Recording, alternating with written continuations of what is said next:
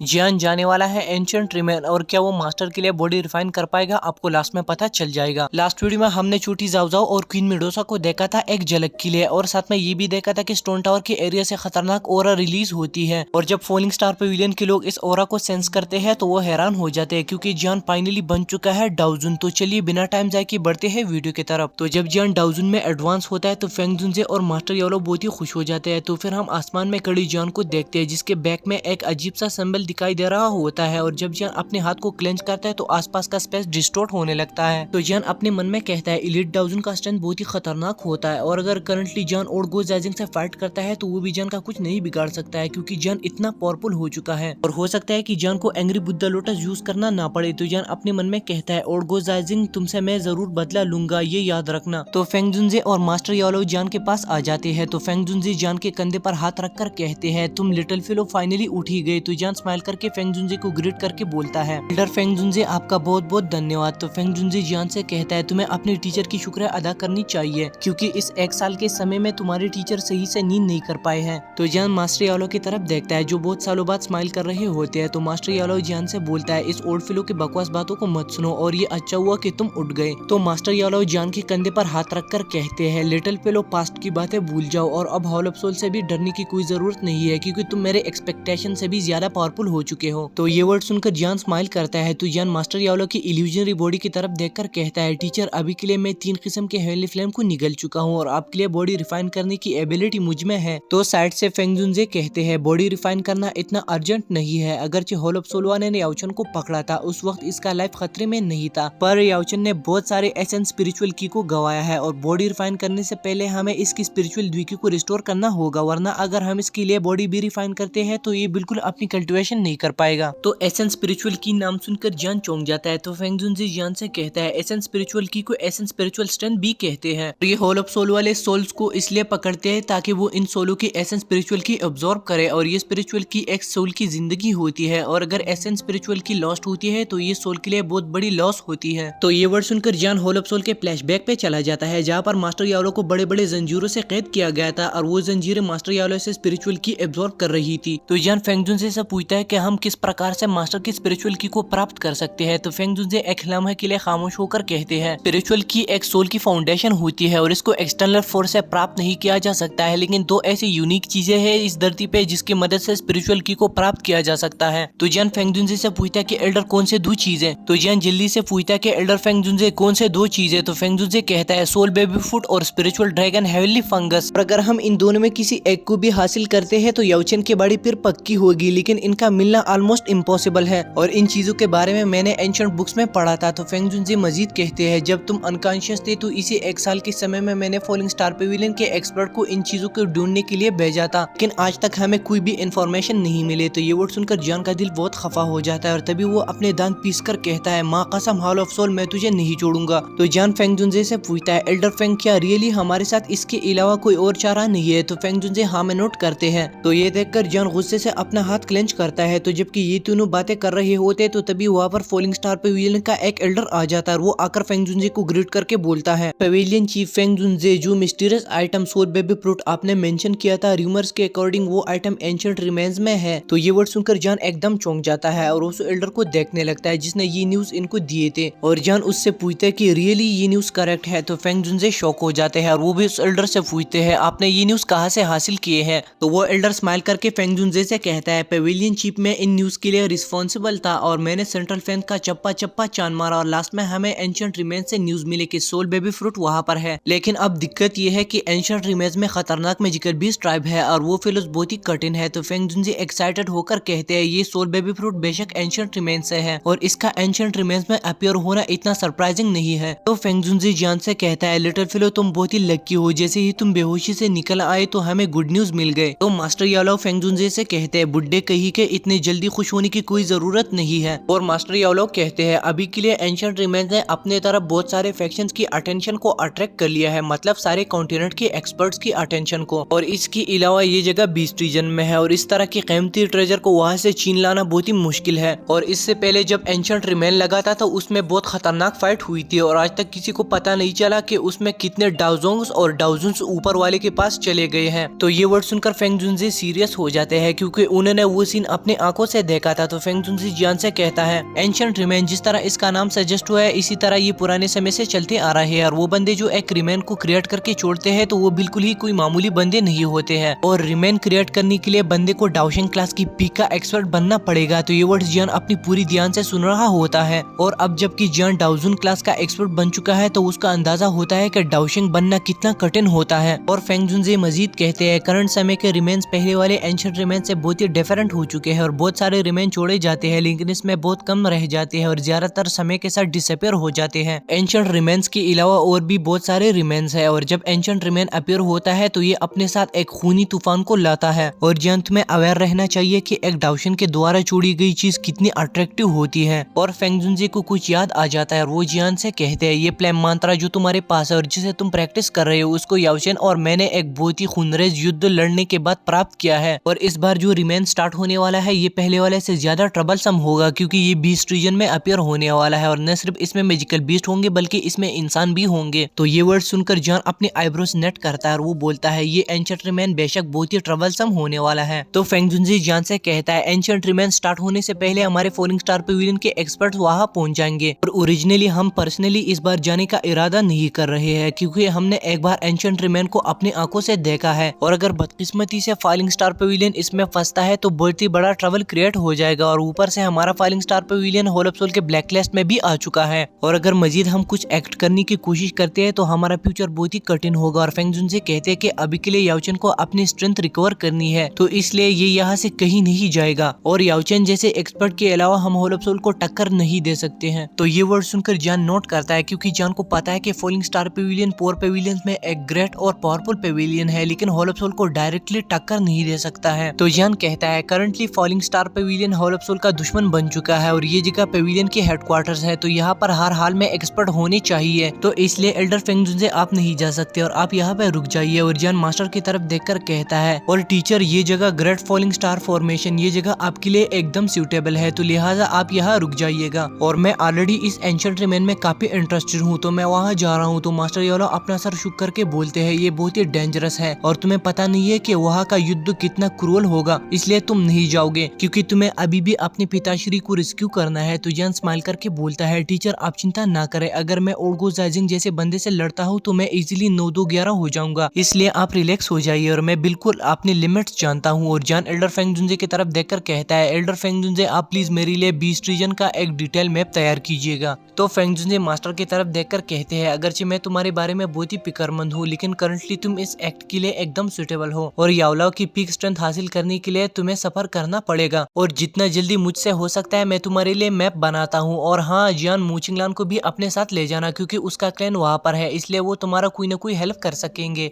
तो ये वर्ड सुनकर जान स्माइल करने लगता है और फेंग जुनजे से कहता है कि ठीक है सीनियर जैसी आपकी मर्जी। तो फेंग जुनजे जान से कहता है अरे लड़के तुम थोड़े टर्की वर्की हो रास्ते में कुछ करना मत इसलिए ख्याल करो। तो ये सुनकर मास्टर योलो हंसने लगते हैं और फिर इसके बाद वो जान से कहता है चूंकि लड़के तुम अपने बात से पीछे नहीं हट रहे हो तो टीचर तुम्हें मजीद एडवाइस नहीं देगा लेकिन ये जरूर कहेगा कि जाते वक्त सावधान रहना और अगर कोई ऐसी सिचुएशन आती है जिसे तुम संभाल नहीं सकते हो तो जल्दी से वहाँ से भाग जाना और याद रखना कि मेरी स्ट्रेंथ इतनी जरूरत नहीं है मुझको जितनी तुम मुझको हो क्योंकि तुम्हारे जैसा टर्की चेला मिलना बहुत ही मुश्किल है। तो ये सुनकर जान हंसने लगता है और फिर इसके बाद सीन कट होकर हम एक बहुत बड़े हाल की सीन को देखते हैं और इसी दिनों के दौरान जान को फॉलिंग स्टार पेविलियन का यंग एल्डर बनाया जाता है और इस पर किसी को भी किसी किस्म का ऑब्जेक्शन नहीं होता है। तो फिर हम इसके बाद जान मास्टर योलो फेंग जुनजे और बाकी ग्रुप को देखते हैं। तो फेंग जुनजे जान से कहता है कि लिटिल पिलो याद रखना कि अपना बहुत ज्यादा ख्याल रखना है और अगर किसी पावरफुल और डेंजरस बंदे से मिलते हो तो भागने से पहले एक सेकंड के लिए भी मत सोचना। तो जान स्माइल करके नोट करता है और फिर इसके बाद जान मास्टर की तरफ देखकर कहता है टीचर अपना ख्याल रखिए आपका ये चेला आपके लिए हर हाल में सोल बेबी फ्रूट लाएगा। तो ये वर्ड कहने के बाद जान उनको ग्रीट करता है और पवेलियन के एग्जिट के एरिया तक चला जाता है और मूचिंगलान और लिटिल फेयर डॉक्टर और बाकी उसको फॉलो करते हैं। तो फेंग जुनजे स्माइल करके मास्टर योलो से कहते हैं और फिलो तो मैं बहुत ही साफ दिल वाला चेला मिल चुका है। तो मास्टर योलो हंसकर कहते हैं मेरी लाइफ में अब कोई भी रिग्रेट नहीं है जिस दिन मैंने जान को अपना चेला बना दिया।